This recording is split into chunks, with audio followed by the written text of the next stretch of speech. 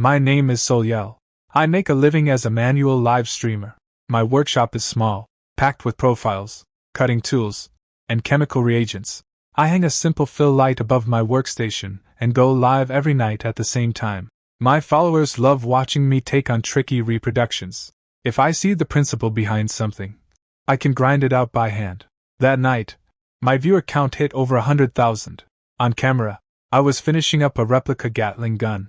It couldn't fire live rounds, but the internal structure was a 1-to-1 copy. The metal shell had a cold, matte finish. The resistance when you spun the barrels felt almost identical to the real thing. The comments scrolled fast. Gasps and jokes piled on top of each other. Soul's craftsmanship is insane. It looks like it was hauled straight out of an armory. I tightened the last positioning screw and reached out to spin the barrels. 6 cylinders rotated at a steady speed. The clicking of the mechanism came through the mic clearly. Just a reminder. This is only a model. It has no firing capability. Do not try to modify it, I said, looking straight into the camera. Less than 40 minutes later, someone knocked on my door. Police again. I knew the routine by heart. I turned off the stream and went with the officers to the station for questioning. The veteran detective looked at the photos of the model on his desk and tapped his fingers against the surface. So, this level of realism is already skating the edge of the law. I know the regulations. All the key firing components were structurally damaged. There's no way to reactivate it. I replied calmly. They took my statement, gave me a warning, and let me go that same night. That was my first session at the station. I didn't let it weigh on me. I went back on air a few days later. Some fans pushed me to make more intricate little lethal gadgets. After weighing it, I started work on the deadly needles set. The needles were extremely thin, brown from alloy. The tips could hold a tiny dose of stimulant for static display only, no throwing, no launching demo. As soon as the video went up, the platform's alert system triggered. The second police summons came fast. The interrogation room had harsh white lights. Investigators double-checked the chemical composition repeatedly. They confirmed it was just a low-irritant mimic, not genuinely lethal. Solyel, you need to understand. Just because you build something that can't hurt people doesn't mean it's harmless. If others imitate it, the risk multiplies, the officer said heavily. I understand. I'll avoid this kind of subject in the future. I nodded, after being hauled in twice. Internet jokes started circulating, calling me a regular at the station. My viewership didn't drop. It shot up. My follower count exploded. Sponsorship offers poured in. Fame makes you careless. With the chat egging me on, I got hot-headed and took a ridiculous challenge. Hand-painting foreign currency. I used high-precision pigments and etching techniques to hand-paint US dollar bills. The paper, the engravings, the security patterns, all hand-copied. To the naked eye, they could fool an ordinary bill counter. The only thing missing was the embedded security strip. I kept repeating during the stream that it was purely artistic imitation and absolutely forbidden to put into circulation. But the platform's risk controls flagged it immediately. The stream was cut off. Less than an hour later, a police car stopped under my workshop building again. That was my third trip to the station. This time, the squad was different. Economic investigation officers. A stack of my hand-painted bills lay spread across the table. Everyone's face was grim. Do you realize the damage this could cause if even one note entered circulation? Even without intent to distribute. The technique itself is too close to real counterfeiting, one of them said. I was just doing art. I never planned to use them as money, I explained. Intent doesn't cancel out objective risk. They ran through multiple rounds of questioning. They pulled all the stream recordings and chat logs. They checked my social media and financial records to confirm I had no ties to any counterfeit ring. After 2 full days, they dropped the case, no charges filed, but gave me a stern warning. They ordered me to destroy all finished pieces. The platform restricted my account, banning any high-risk demonstrations. When I walked out of the station, the night was thick. The wind hit my face, and only then did the heat fade and clarity return. I had skills most people couldn't match, but that talent, if let loose even a little, would burn me. Back in my quiet workshop, looking at the tools covering the table, my thoughts churned. Traffic was tempting, but the price of towing the line was too heavy. I opened my phone and saw all the messages. Some people sympathized, some mocked. A large group still spammed, wanting me to attempt even crazier projects. I locked all those replica models inside a steel storage cabinet. I made up my mind. From now on, I'd keep my streams within bounds. What I didn't expect was that this was just the beginning. A crisis completely outside my live streams was already closing in. After leaving the station, I cut out all the eye-catching dangerous creations. The platform tagged my account, and many sensitive topics were blocked immediately. Viewership dropped visibly. I didn't fight it. I shifted my focus back to material experiments. I'd always been obsessed with new synthetic fibers. Most of my money went into buying raw materials. The suburban industrial materials market was my regular stop. Friday afternoon, I drove over to pick up some polymer-based material for a new type of rope I'd been perfecting. The back alley behind the market was where you picked up cheap bulk leftovers. Few people went there, and supplies were stacked in messy piles. I was pushing a cart, checking my list, when sudden footsteps pounded from the corner. A man burst out of the turn. His jacket was torn. There was blood on his face. His eyes were wild and crazed. The second he saw me, he paused half a beat and charged straight at me. "Get out of my way!" His rough yell hit my ears. My brain snapped into focus. The news had been running reports for 2 days about a violent fugitive on the run. Loose in this district. Everything matched the man in front of me. He had a broken blade gripped in his hand, and his eyes carried that cornered, desperate viciousness. The alley was empty. No one around. My phone was still in the car. I couldn't yell for help in time. Behind me was the cart, carrying a spool of ultra-high-strength fiber rope I'd just test-produced. I'd mixed and synthesized it through trial and error, tough, but incredibly light. I'd planned to take it back to test durability. Without thinking, I sidestepped his lunge and yanked the whole spool off the cart. The man swung the broken blade again, wild and brute, just trying to break through. I'd worked with my hands for years. I had enough arm strength. I dodged the blade and whipped the rope out like a long whip. It wrapped precisely around his weapon hand. "Hold still," I barked. He thrashed hard, struggling to break free, but the fiber's tensile strength beat normal steel wire. The more he fought, the tighter the loops dug into his wrist. Using his own momentum, I swept his feet and yanked the rope hard. His heavy body crashed onto the cement floor. He screamed and twisted, trying to roll up. I pulled fast, wrapping his arms and ankles together in tight binds. The whole move was seamless. One long spool of thin rope locked him completely. The blade skittered across the floor and hit the far wall. He kept twisting and cursing, but couldn't shake the bindings. I breathed hard, chest heaving. A split second slower, and it would have been me bleeding. I stepped back to a safe distance, ran to the car, grabbed my phone, and dialed 911. I gave the operator my location calmly and said I'd subdued a wanted fugitive. 15 minutes later, sirens came closer. A team of officers flooded the alley. When they saw the suspect tied up on the ground, they all looked surprised. 2 officers tried to pull the rope loose by hand. The fibers didn't budge. The lead officer crouched down, studied the rope, then looked at me. "You're the one who took him down?" "Yes. With some experimental rope I made." I nodded. They carefully cut the knots. Ordinary scissors couldn't even scratch it. They had to bring out special hard-ala cutting tools to get it off. The fugitive was cuffed and hauled away. The lead officer collected a short remnant of the rope into an evidence bag. "So, we're taking this for analysis. We'll contact you for a statement later." I watched them seal the bag. I didn't feel like a hero, just a deep, cold relief. If I hadn't happened to be carrying that spool that day, the person on the ground would have been me. I gathered the scattered materials from the alley. My mind was gone. I didn't want to shop anymore. I drove straight back to the workshop. I had a feeling that this accidental fiber wouldn't just fade quietly. The authorities had it now. What waited for me wouldn't be just a bravery commendation. For 3 days, I kept up my usual workshop routine. I replied to DMs piling up in my streaming backend. But that rope kept gnawing at my thoughts. I knew its performance was exceptional, but could a handmade civilian sample survive professional testing? I had no idea. On the morning of the 4th day, 2 plainclothes officers showed up. They flashed their IDs and took me straight to a military materials research institute on the outskirts. The entrance had security screening. They held onto my phone. We passed through multiple security doors and into a material testing lab. The room was huge, filled with testing rigs. The rope sample I'd used to tie up the fugitive was fixed onto a large tensile testing machine. A group of researchers crowded around monitors, staring at the data. faces tense. When they saw me walk in, an older researcher with gray hair looked over. "So, take a look at the report." He pushed a printed report toward me. The pages were packed with numbers: yield strength, tensile limit, impact toughness.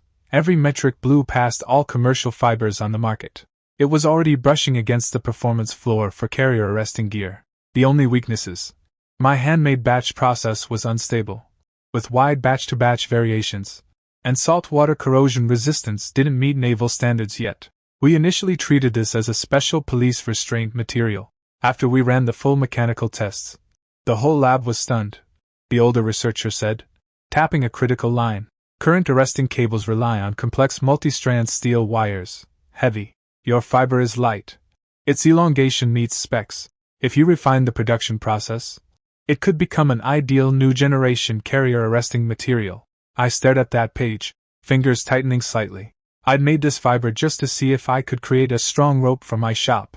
I'd never linked it to military gear. One random street encounter, and my private experiment had landed right in the sights of a national-level project. A younger researcher next to him spoke, confused. "I'm curious. This polymer blend formula has no reference in any public literature. How did you figure it out?" "Just trial and error in my workshop. Hundreds of failed batches before I got this sample," I said honestly. "No team. No professional lab, just one guy hand mixing to get this performance." "Hard to believe," the younger researcher murmured. The older researcher stayed serious. He looked at me with no polite filler. "But you need to face reality. Right now we only have one stellar sample. Handmade small batch production is wildly inconsistent. Under high salt, high humidity, repeated wear, your current version won't survive repeated carrier landings. There's a massive engineering gap between this and a real arresting cable." I understood that. I wasn't deluded enough to think my prototype could go straight onto a carrier. "So you brought me here to buy the formula?" I asked. "Not yet. We want to understand the complete process and evaluate industrial-scale feasibility. At this stage, we're not forcing you to hand over all your technology," he said slowly. "Today, we just need to confirm the material source and collect your basic experimental records. Any deeper collaboration is up to you." I stood in that lab, listening to the low hum of machines. On one side, my life as a freelance maker. Free, all risks my own. On the other, a state research program. Once I stepped in, my private research and even my streaming content would be strictly regulated. When I left, they returned my phone. They also gave me a non-disclosure notice, forbidding any public discussion of today's tests. Driving back, sunlight hit the windshield. I sat in the car, flipping through the brief summary copy. Overnight, that unremarkable spool of test rope had gone from a fugitive tamer to a new material drawing serious military interest. But I also saw clearly, this sudden spotlight wasn't all good. Once the value of the tech became known, envy and scheming would come next. From now on, no matter what I did, I couldn't go back to just being a simple craft streamer. After coming back from the institute, I set the arresting cable research aside for a while. I picked up streaming again. After 3 police visits and the fugitive incident, my account was hotter than ever. But platform moderation was strict. Any high-risk mechanical topic was blocked. I decided to aim at a small biomimetic aircraft. The shock-absorbing structure of a woodpecker's skull had been on my sketch list for a long time. I spent a full week in the workshop. I cut carbon fiber sheets, built a flexible suspension frame, copied the woodpecker's shock-dampening design. I fitted the flight control and imaging modules inside the shell. The rotors had special serrated noise reduction treatment. The sound was minimized to near silence. From the outside, it was almost identical to a real woodpecker. On stream night, over 200,000 viewers tuned in. The camera focused on my bench. The bionic drone sat still on a wooden stand. The feather texture was hand-sprayed. Even the beak's curve was replicated precisely. Tonight, no dangerous hardware. "I'm showing you a bionic recon drone," I said, picking up the remote. "Let me repeat. It's only for environmental reconnaissance. No attack capabilities." Comments rolled fast, half curious, half still joking about my 3 trips to the station. Souls at it again. "Hope he doesn't get arrested this time. It looks just like a real bird. Can it even fly?" I powered it on. The bionic woodpecker vibrated slightly. No harsh drone buzz, just a faint hum. It lifted off slowly, wings fluttering. It flew out through the open window and disappeared into the night. The live outdoor feed came back to the stream. The drone skimmed along building eaves, past treetops. Even when it bumped into a wall, the internal suspension let it wobble then stabilize immediately. No parts broke off or cracked. At 500 meters, the human ear could barely detect it. The high-res camera sent back steady, clear images, building details, street layouts, every corner visible. The chat exploded. I didn't know that the Institute had a monitoring terminal receiving the streams simultaneously. A group of researchers sat through the whole flight in silence. After the test, the drone flew back along its path and landed lightly on the stand. I cut the power. The shell had light scuffs. The internals were fine, crash-resistant, low noise, suited for complex urban and woodland reconnaissance. The weak spot is endurance. Battery is the current bottleneck, I said honestly, without exaggerating. The stream ended. Less than half an hour later, a restricted line rang. An engineer from the Institute was on the other end, voice tight. So, we watched the entire test. No commercial bionic craft comes close to your noise reduction and impact tolerance. Many teams spend years on these problems. You solve them in a personal workshop. It's just a prototype. Lots of room for improvement, I said. A prototype this good is already stunning. He paused. But I have to tell you, if this design falls into the wrong hands, there's a huge potential for modification. The risk isn't small. That sentence hit me like ice. I wasn't naive. I knew technology itself has no morality. But people do. I built it as a craft project. But others could take it and do anything. I hung up and stared at the bionic woodpecker on my bench. It was exquisite. The result of countless sleepless nights. But the hidden threat behind it now stood exposed. Fame is double-edged. I enjoyed the applause for my creations, but I had to carry the risks that came with it. I had a sinking feeling that this tech would attract greedy eyes. The knock came at dusk. I just disassembled the bionic woodpecker and locked the full blueprints in the safe. I wiped my hands and opened the door. 2 men stood outside. The lead one wore dark civilian clothes, steady demeanor, sharp eyes. It was the Institute's deputy director, Keen Evo. Behind him was a young technical assistant carrying a briefcase. Sol Yao. Sorry to drop in unannounced. Hope we're not interrupting, Keen said, polite but not soft. I stepped aside and let them in. The workshop was messy with profiles and tools. Sketches and formulas were taped to the walls. The air had the light tang of cutting fluid and carbon fiber. Keen's eyes swept the room and landed on the disassembled drone frame. We watched your entire drone stream. We also reviewed the arresting cable fiber test report multiple times, Keen said, pulling up a steel chair. His assistant set the briefcase on the table. 2 things today. 1. We want you to join the next generation carrier arresting cable project. 2. We need the full blueprints of the woodpecker drone. I leaned against the workbench and didn't answer immediately. The arresting cable challenge. You know how hard it is. The handmade sample is brilliant, but scaling to industrial production is a minefield, I said. I'm just a craft streamer. I don't have large-scale engineering R&D experience. Precisely because you come from a civilian background, your thinking isn't trapped in conventional frameworks. That's exactly what we need, Keen said, leaning forward. We can give you full lab access, materials, funding, and security protection. No fixed hours, you keep your workshop. You'd only need regular project syncs. And the blueprints? I pointed to the second point. You take the full drone plans. What do you plan to do with them? Domestic reconnaissance prototypes. Strict secrecy protocols. We won't publicly disclose your design directly, Keen said, eyes straight. We know this is your work. We won't take it for free. The contract covers fair compensation and patent rights. His assistant laid 2 draft agreements on the table. I flipped through them. Terms were thorough. Benefits clear. But between the lines were constraints. Once signed, my streams would be pre-screened. Anything military-related, experiments, footage, would be barred from public release. A lot of my spontaneous creations could never go live again. Freedom or resources, right in front of me. I have concerns, I said, tapping a line. I've built a large audience. I don't want to lose all public creation. Also, the drone prototype. I don't want any fragments leaking. If they get out, the damage would be huge. Keen was quiet for a few seconds. He answered carefully. You can keep streaming, but sensitive topics get filtered. As for leaks, the Institute has strict internal controls. Everyone who handles the drawings is registered and signed to NDAs. Theoretically, Nothing gets out. Theoretically, I repeated, catching that word. Keen didn't dodge. No system is 100% foolproof. I can't promise the impossible. All I can say is we'll apply the highest existing standards. His honesty made me respect him a little more. He didn't sugarcoat. He put the risks on the table plainly. I stared at the 2 drafts under the workshop light. One path. Stay solo. Make a living streaming. Hold 2 game-changing technologies but no protection. The other. Step onto a national research platform. Get resources and security. But give up some independence. I'll read these carefully tonight. I'll give you my answer tomorrow, I said, closing the folder. Keen stood. He didn't pressure me to decide on the spot. I understand your caution. This is a huge turning point for you, no rush. He paused and looked around the workshop. Your talent is rare. It shouldn't be spent only on chasing live stream views.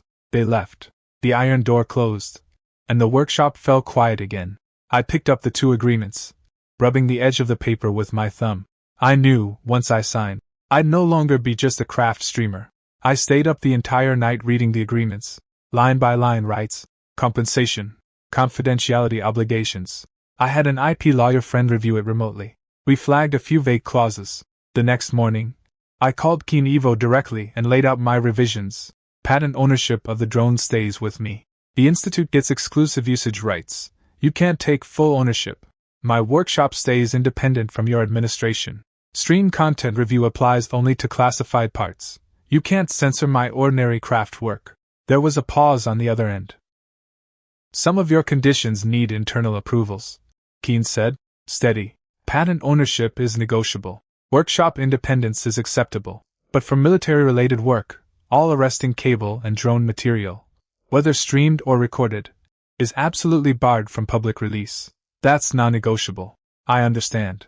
3 days later, the revised final agreement arrived at my workshop. We signed it at the Institute's reception room with legal staff present. Every clause had been hammered out. The moment I signed, I stepped from a freelance streamer floating on internet traffic into the sights of national research. The Institute set up a dedicated liaison channel. Funding and specialized raw materials were allocated on request. I still didn't have to work in an office. Most development stayed in my workshop, with key phases done at the Institute's joint labs. At the same time, formal oversight came in. Secure storage cabinets, offline-only classified data, pre-stream content reporting. After that, I handed over the full drone blueprints and complete fiber experiment logs. The transfer was fully documented, every file numbered and logged. The tech clerk receiving the files was Leon. He was in his early 30s, polite and efficient. He logged archives and burned disks with precision. After several interactions, I got a decent impression of him. We'd even chatted a bit about material processing approaches. Mr. Yal, a lot of your design thinking breaks our conventional engineering habits. We'll rely heavily on you as the project moves forward, Leon said, handing me the acknowledgement receipts. Just cooperation, I said, pocketing the receipts. My days settled into a new rhythm. Part of my time went to safe civilian craft streams to keep the account alive.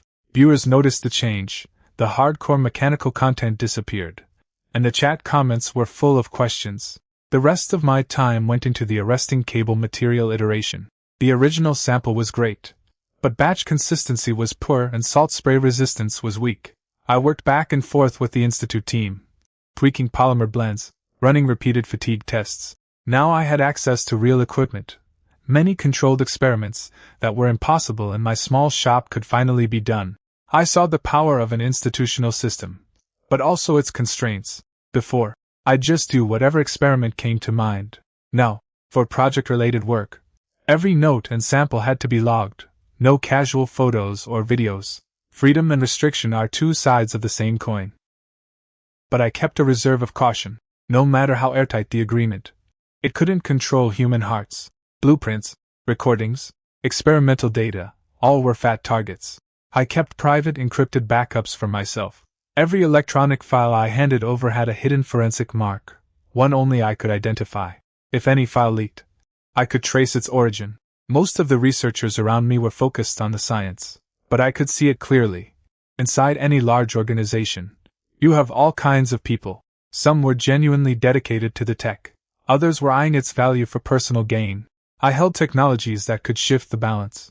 Behind the glory, greedy looks were already watching, but for now, everything stayed buried under a calm surface. The arresting cable iteration progressed steadily. My trips between workshop and institute grew more frequent. I was buried in formula tweaks and almost forgot the public stream recordings I'd left behind. Then a war across the ocean pushed the problem right back at me. Keen Evo called me urgently. His voice was low, something serious. "Soul, open the encrypted link now. We're sending you field intelligence footage." My stomach dropped. I switched devices. On screen, a series of clips rolled. Smoke rose from a ruined town. Several small craft shaped like woodpeckers flew low through the streets. Their shells were crudely modified, civilian recon modules stripped out, improvised explosive payloads strapped on. They slipped into buildings silently and executed pinpoint strikes. The craft shape, noise reduction rotors, impact-absorbing frame, all copied from the bionic woodpecker I demonstrated on stream. Some overseas conflict zone got your stream replay.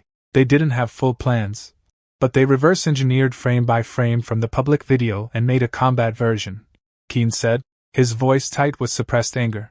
It's already in use, causing real casualties. I stared at the footage, fingers cold. I'd built that prototype as a craft piece, for observation. But once technology is separated from the creator's intent, it becomes pure tool. Public stream recording got ripped, sold, passed through layers of networks, and ended up in the hands of armed groups. The classified files inside our institute haven't leaked. Keen continued. The public stream was the initial source, but some optimized parameters, not shown in your public stream, also appear in their replication documents. That hit me like ice water. Public video only showed exterior and basic movements. Key parameters, material ratios, internal suspension, I deliberately left out during the stream. Those were only recorded in the electronic documents I'd handed over to the Institute. That meant, besides the public replay, someone inside the Institute had also leaked classified fragments. Leon handled all the blueprint archiving and burning. All the original electronic files passed through him, Keen said, voice dropping. Our initial audit flagged anonymous USB copy activity at night, access from a records management account, but we don't have direct proof yet. I remembered that courteous, efficient clerk, Leon. He chatted with me about material techniques. Polite and unassuming.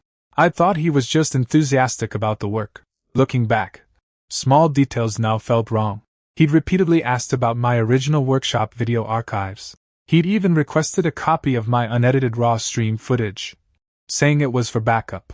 I hadn't thought much of it at the time. I gave him a copy. Every electronic file I handed over has an invisible dot matrix watermark. The naked eye can't see it. Screenshots, photo recaptures, format conversions, the mark stays intact. I said slowly, if I can get hold of the leaked reference files, I can parse the watermark and identify which device, which copy job produced them. This is crucial evidence, Keen said, voice weighted. We're in a tough position. Overseas production is already widespread. Outside media are linking battlefield damage to your craft stream. There's criticism that unregulated civilian streams are exporting dangerous technology. I ended the call and sat at my bench. Outside, the sky darkened. My tools were neatly arranged, creations I'd poured my soul into, now used to cause harm.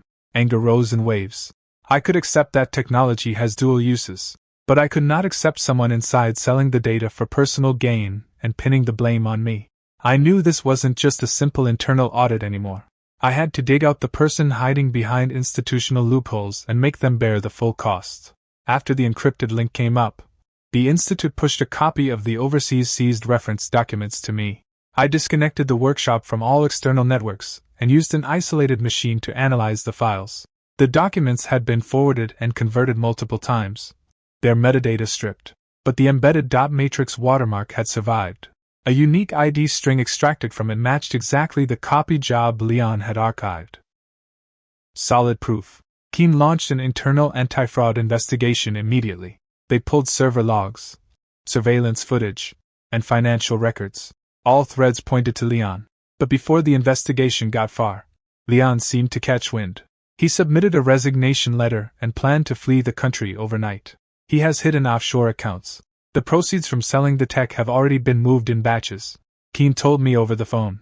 He thinks wiping his local records and destroying the USB drive will erase everything. I sat at the bench, pressing my fingers against my brow. My anger wasn't a shouting rage, it was a coldness deep in my bones. I'd trusted the system and the handover personnel. My work became a commodity for his cash. The blood spilled on distant battlefields, the filth thrown at me in the media. It all traced back to this one man's greed. The arrest happened as Leon tried to cross the border. I was called to the Institute's interrogation room to help verify evidence. Through the one-way glass, I saw him. His polite front was gone. His face was pale, shoulders tight.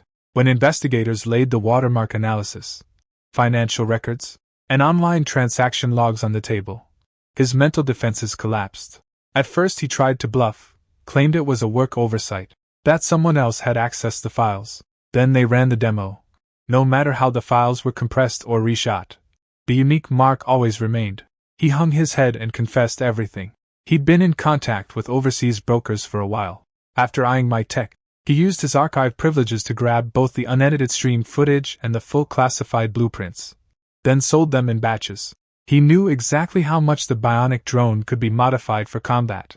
He covered up the sales and started spreading hints that my stream oversight was loose, trying to shove the blame entirely onto me. I just wanted to make money, Leon said, voice dry. The technology would have been public eventually. Even if I didn't sell it, someone else would have leaked it sooner or later. That sentence lit my fuse. I pushed open the observation room door and walked into the interrogation room. Technology doesn't walk itself into war zones, I said, calm but sharp. You hand-delivered those plans to the knife. When you took that money, did you think about the ordinary people hurt by the weapons built from it? And you tried to pin it on my stream? Leon looked up, his expression a mix of shame and resentment. You're just a lucky civilian streamer. So, why should you hold tech at this level? Anyone else would have done the same, he said. Wanting it is your business, but stealing, selling, and framing, that's your choice, I replied flatly. The evidence chain was complete. He was charged under secrecy laws. Looking at criminal prosecution, all accounts frozen, illegal gains confiscated, exit rights permanently revoked, career obliterated. His dream of running away with dirty money and living overseas shattered completely. This wasn't vigilante justice. It was returning his greed to him, intact. The fallout wasn't over. Overseas replicas had already spread. They couldn't be recalled. I worked with the Institute team to build a defensive tech loop. Public streams were strictly bounded.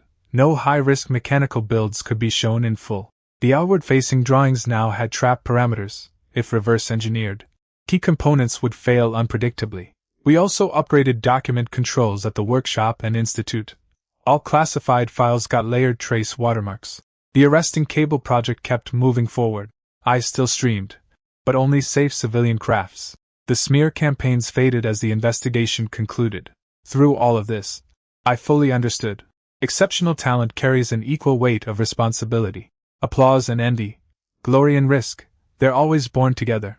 Every creation from now on, I'd move with clearer eyes. I'd protect my borders and protect my work. After Leon's criminal trial finished, a limited public notice was released. Selling classified technical data and supplying key parameters to foreign entities, several charges combined. He got 7 years. All illegal gains were seized. The overseas escape he dreamed of vanished completely. His once respectable technical archivist's record was wiped. A permanent industry blacklist barred him from ever coming back. But the media storm was still rumbling. Overseas outlets selectively clipped my early streams, deliberately leaving out the fact that an insider had leaked the plans. They pinned most of the blame on civilian craft creators in general. Online, some voices called for banning high-freedom craft streams altogether, demonizing all grassroots hardware content. Keen sent me the international press briefing while I was in the workshop, running fatigue tests on the improved fiber. Some foreign media are creating a narrative trap, Keen said through the encrypted line. They want to use this to argue that individual civilians with advanced hands-on skills are inherently a threat. I ran my fingers over the machine controls. Leon had been convicted. But he wasn't the only enemy. Those overseas brokers were still out there, still hunting for any technical fragment they could exploit. And through media attacks, they were trying to erase the source, me. Putting Leon in prison only cut out the internal rot. The external opponents were still stirring trouble. The internal gaps are closed. But the smears won't disappear on their own, I said. The Institute will release a factual statement clarifying the real leak chain, but publicly. We're constrained by classification. We can't put everything on the table, Keene said. Many details have to stay classified. I hung up and sat at the bench. I couldn't use classified project materials to argue online. That would cause another leak. But I also couldn't let the mud stick. I gathered everything I could publicly share. The official warning receipts from my 3 earlier police visits, raw back-end archives of all my past streams, the safety disclaimers I'd repeated from the start, civilian-grade evidence showing the technical protections I'd set up. I didn't touch any classified military content.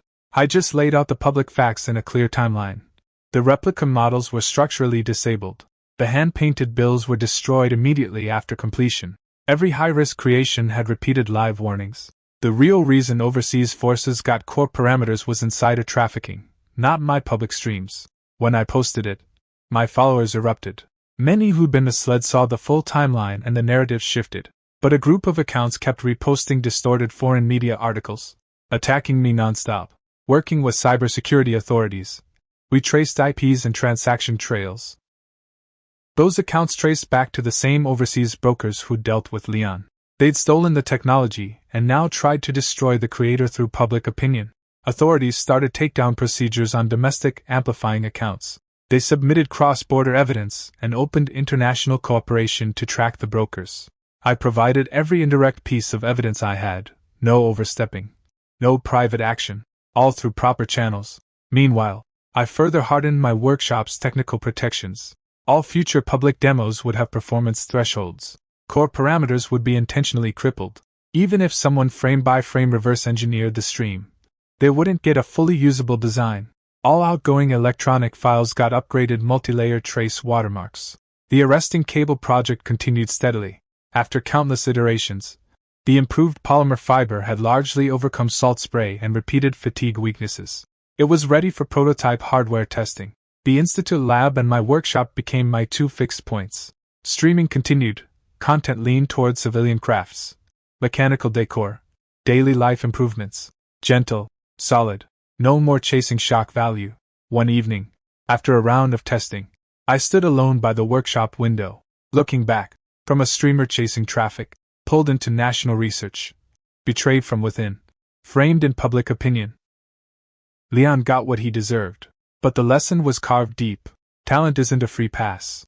The greater the power, the heavier the chains, and the more scheming you'll face.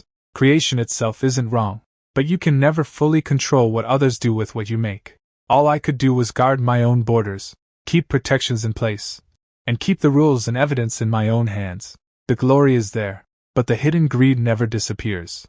From here on, I have to walk with care, every step of the way.